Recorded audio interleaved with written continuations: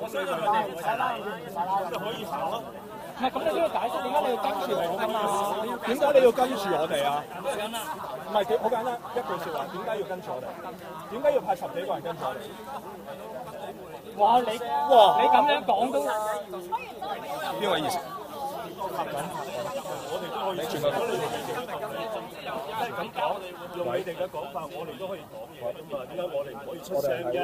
係咪？咁佢唔想講嘢，咁佢哋又唔講嘢㗎嘛？唔使啊！而家你哋話你哋有安全有危險，咁而家成班朋友願意保證，唔係糾察，啲糾察行開，唔係糾察，係嘛？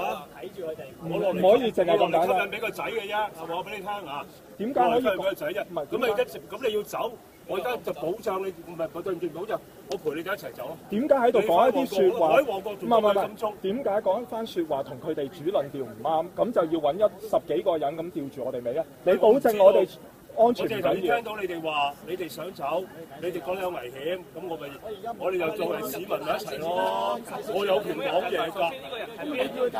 我冇權叫佢解釋，我對唔住喎。我點解要行開咧？佢哋阻住喺度，咁啊你係咪？冇人阻住啊！依家冇人阻住啊！佢成日講住啫，冇人阻住話冇人阻住，點解要咁樣做？我哋一定追究呢樣嘢㗎。